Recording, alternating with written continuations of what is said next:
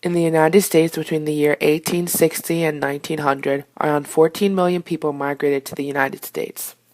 During the Civil War, when labor was scarce, the federal government encouraged migration by passing the Contact Labor Act in 1864. This law allowed employers to enter into contracts with immigrants. Growing workforce and factory work. Children between the ages of 12 and 14 left school and started their lives in the workforce. Since children left school so early, they did not fully get a good education, and because of this, the only things they knew how to do was factory work. Workers received a fixed amount for each finished piece they produced. For example, they were paid a few cents for each item they produced. This system was called piecework. Those who worked the fastest and made the most money. Most piecework was performed in what came to be known as a sweatshop, a shop where employees worked long hours at low wages under poor working conditions. In 1860, most states had established a 10-hour working day, yet they had rarely enforced it.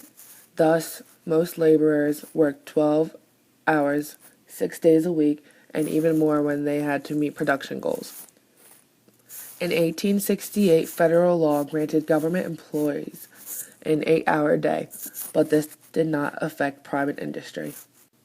Division of labor. Although its goal was to increase worker productivity, the methods used in scientific management brought about a change in relationship between the worker and the product he or she created. Artisans traditionally made a product from start to finish. Doing so required them to perform a variety of tasks.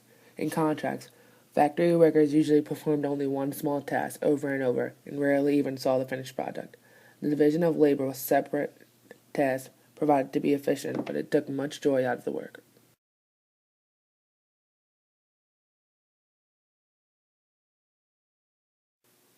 Unlike farmers who had more flexibility in the place they worked, factory workers were ruled by the clock, which told them when to start, take any breaks, and when to work.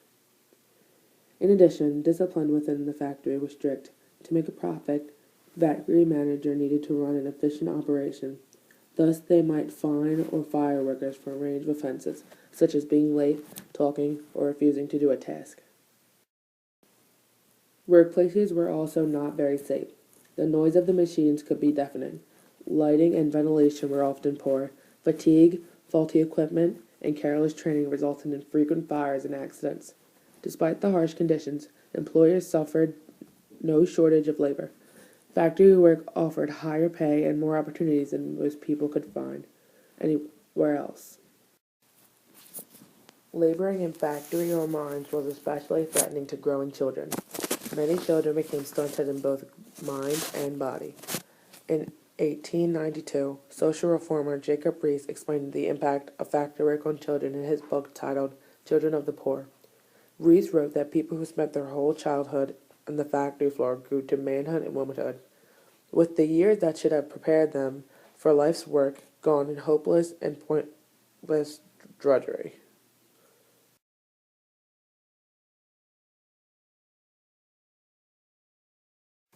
Working families. By the end of the 1800s, nearly 1 in 5 children between the ages of 10 and 16 were employed. Girls sometimes took factory jobs so that their brothers could stay in school. By the 1800s, families in need relied on private charities. They had limited resources, so only the neediest received the food, clothing, and shelter that the charities had to offer.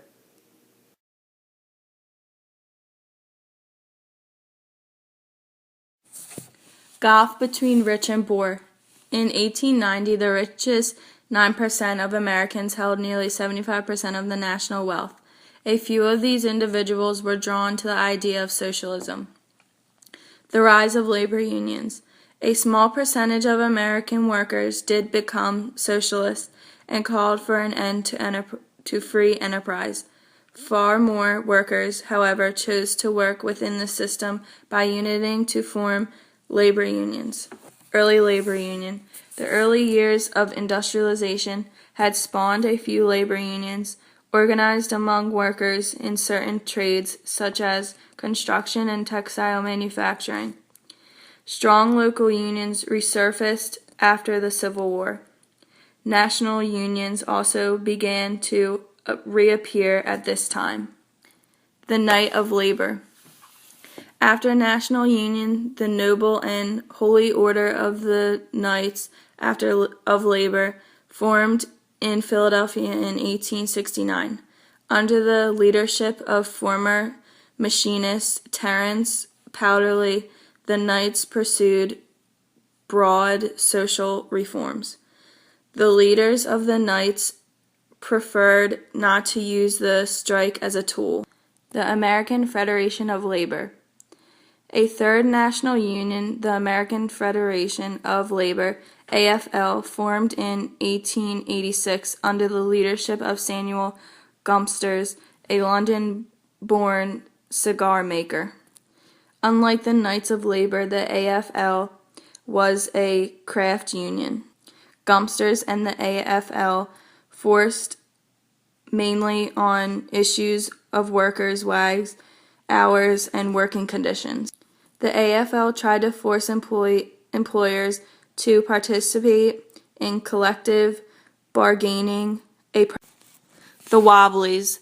The AFL's policies didn't suit the workers. In 1905, in Chicago, 43 groups opposed to the AFL founded the Industrial Workers of the World, IWW, or Wobblies. The IWW, which focused on unskilled workers, was a radical union that included many socialists among its leadership. Reaction of employers. By and large, employers disliked, feared union.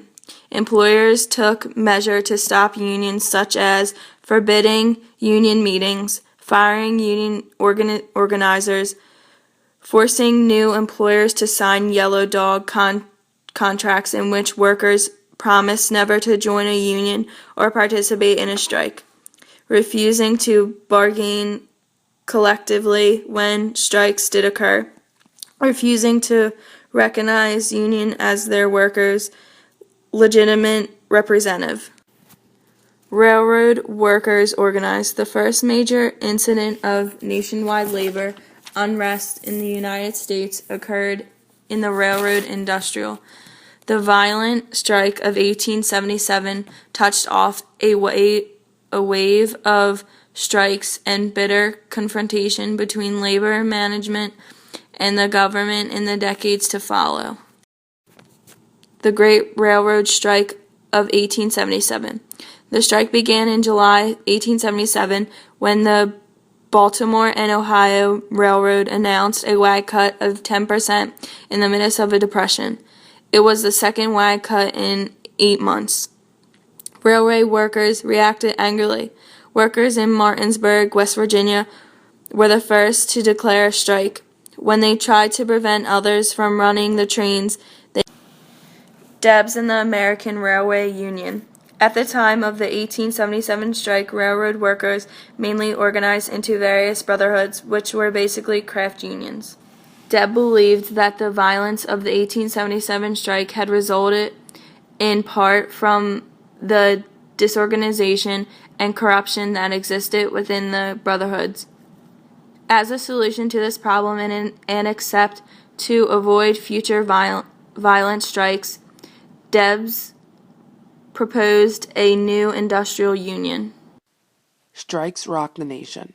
From 1881 to 1990, the United States faced one industrial crisis after another. Some 24,000 strikes erupted at the nation's factories, mines, mills, and rail yards during these 2 decades alone. Haymarket, 1886. On May 1, 1886, groups of workers mounted a national demonstration for an 8-hour workday. On May 3rd, at Chicago's McCormick Reaper factory, police broke up a fight between strikes and scabs. A scab is a negative term for a worker called in by an employer to replace striking laborers. Using scabs allowed a company to continue operating and to avoid having to bargain with the union. Union leaders called for a protest rally on the evening of May 4th in Chicago's Haymarket Square. A group of anarchists, radicals who oppose all governments, joined the strike. Anarchists addressed workers in fiery speeches. To many Unionists, the anarchists who took part in the Haymarket riot would be heroes forever. Pullman, 1894. Like the strike of 1877, the last of the great strikes involved the railroad industry. Gregory Pullman invented a car known as Pullman cars. They were so successful that Pullman needed a steady source of labor to meet growing demands. Built in 1880, 12 miles south of Chicago, business district town of Pullman provided its workers with everything they could possibly need: parks, a miniature lab, school, a theater, a church, and even sidewalks lined with shade trees. Pullman held this town to high standards, which workers sometimes viewed as Pullman exercised too much control over their lives. In May 1894, a delegation of workers went to him to protest. Pullman fired 3 of the workers, an act that led to the local union to go on strike. Pullman refused to bargain and instead shut down the plant. 1 month earlier, the ARU had achieved success when they supported striking workers on James J. Hill's Great Northern Railroad. Other Debs was also hesitant to join the strike. The delegates of the ARU voted to support the strike and called a boycott of Pullman cars throughout the country. Widespread local strikes followed. By June 1894, some 2,600,000 railway workers had joined the Pullman strike.